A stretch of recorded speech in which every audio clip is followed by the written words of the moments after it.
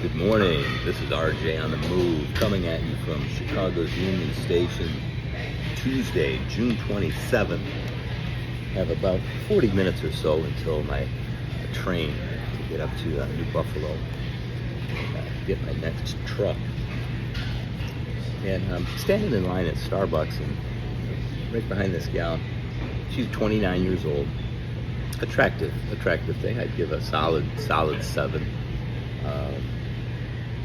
Maybe an adjustable 8, if she was, all dolled up or whatever. But just my point is, an attractive woman, 29 years old, fit, in shape. And we just started chit-chat. She works in the treasury department, so that got me a little excited, I guess, or interested, because I'm interested in what's going on with the Fed and interest rates and how they're reading inflation and all that. So we're chit-chatting, talking about that side of things. And she's telling me about her career. She's in banking first. I was in banking, and now she's at the treasury, but she's not sure she wants to stay because she's just not making the money that she wants to make.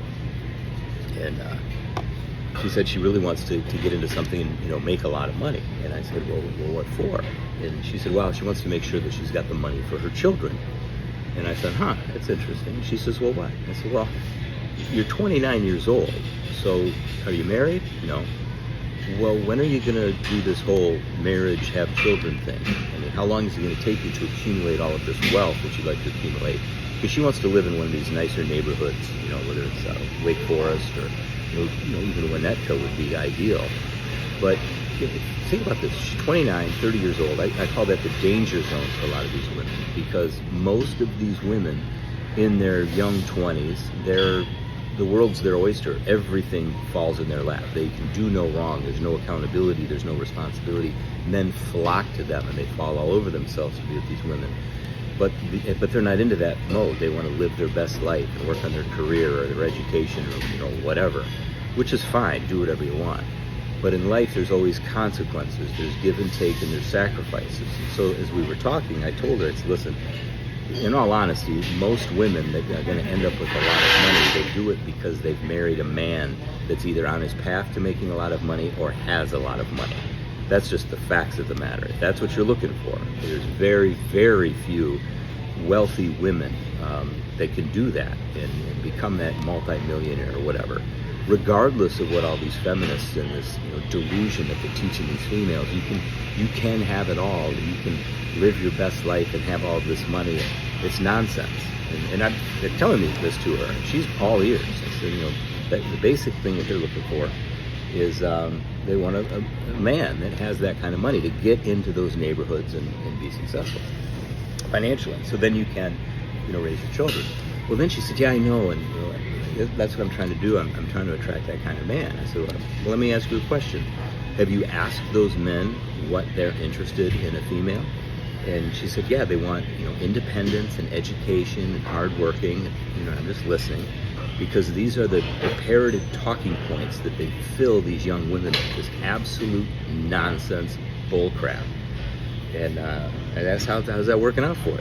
And I said, do you know any of these high value, high net worth men that you're interested in? And she said, as a matter of fact, I do. I'm kind of interested in this doctor. I said, well, what's that man interested in? She said, well, it's a mom.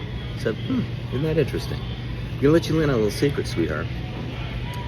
All high value men want a fit, feminine, friendly, and cooperative woman. We don't give a damn about your education or your independence or any of this strong bullcrap that you're talking about. We'll be the strong, independent ones going out, making our name in the world. When we come home from work after busting our ass and doing battle in the marketplace, we want to come home to a soft landing. I'm not interested in doing battle with you. I'm not interested in your strong, independent spirit or how many freaking degrees you have. I could care less about any of that. I want to know, are you fit, friendly, feminine, and cooperative to help our program work? Together, we're a team, don't get me wrong. But I'm going to be the one in charge. The high-value man, he's going to be the guy that's taking charge and doing things. He's looking for a cooperative helpmate that can take care of the home and raise the children. So she was like, I can't believe how much you meant to me. I needed to hear this so badly. I've been absolutely driving myself crazy with what's going on. And, kind of separated for a minute as we're getting our coffee, doing whatever. And she was, talking to the, barista, and I had grabbed my oatmeal and going back to sit down. And then, anyway, she passes by. She goes, again, thank you so much. You absolutely made my day. And it just dawned on me that most of these women are absolutely clueless when it comes to what good, high-value men want. And I hate that term, high value, because I think men and women, they're valuable just for who they are as human beings. The problem in society today is that we have so beaten down men, especially men like me, a white, heterosexual, Christian man. We're like on the bottom rung in society today. And it's tough, especially for these young guys. But if you want a man that's going somewhere, that's on the right path, a good, strong, dangerous man is not interested in some strong, independent woman, boss babe that's gonna, bust people's balls and all that. You don't give a crap about that. Best advice for you is to get a dog or a cat. You're gonna probably die alone or get divorced after 20 years because you're not happy or satisfied or whatever, and destroy your family. 80% of divorces are initiated by women today. 80%, and that number goes up to 90% if they've got a college degree. The women today are destroying families, and it's absolutely pathetic what they're doing. And it's pure delusion, living this Disneyland, Fantasyland, drinking this delusional Kool-Aid to make them feel good because they're all about emotions and their feelings. And, you don't settle, you go, girl. All this nonsense. And the problem is like this young guy I was talking about, he's 29 years old. Kevin Samuels, he used to have this great term. He used to hit a button on his computer, the danger zone. When you get these women, they're late 20s, early 30s, that's the danger zone, because they've been riding the, hot dog carousel in their 20s and partying up and having a good time. Didn't give a thought about marriage or settling down. And then all of a sudden, when they're done with that in their late 20s, they start realizing, man, this is it. I kind of want a family. I want a good man to settle down with and build something together. But guess what, sweetheart? A lot of those good men, they're long gone. They've already married up, and the real good ones, guess what? They're marrying off the hotties, the 8, 9s, and 10s, the dimes.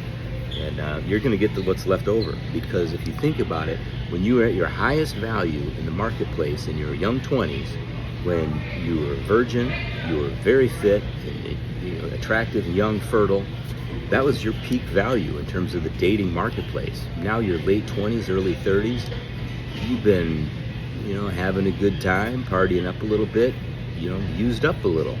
Well, what product in the world gets better over time with use and time? That's what you're looking at. Your shelf life for a female is very, very small. You need to figure this stuff out in your young 20s on what you want. Because if you're going to wait till you're 29 or 30 to not just find a man to build a family with, then to have children, you're starting to talk about geriatric pregnancy in your mid-30s. You don't have as many eggs, birth defects go up. These are all real, legitimate risks. And you can say, well, I don't need a man. I'm just going to have a baby on my own. That's great. And you just set him up for failure, because the likelihood of them being mentally maladjusted, financially insecure is higher. The best, safest environment in which to raise a child is in a biological man and woman married, committed relationship. If you want what's best for your children, you get married and you stay married, and then you raise your children together. It's not complicated. It's very simple. It's not easy, but it's simple. So anyway, that's what happened this morning here, sitting at Starbucks Union Station. This is RJ on the move. I'm heading to San Francisco this morning. So I'm going to go out and see my son in Denver, Colorado, and then head up to San Francisco. Going to pick up a new backpack in Logan, Utah on my way out there, so I'm excited about that. And then July 1st, I'm going to start hiking the Colorado Trail with Ken from Springfield. We're going to hike that for probably 100 miles, probably do about 10 days or so. Looking forward to it. Haven't been in the woods and mountain hiking in a while, so that'll be fun. So anyway, subscribe, like, follow if you like what you hear. RJ on the move. Have a great day, everybody. We'll talk to you later. Ciao.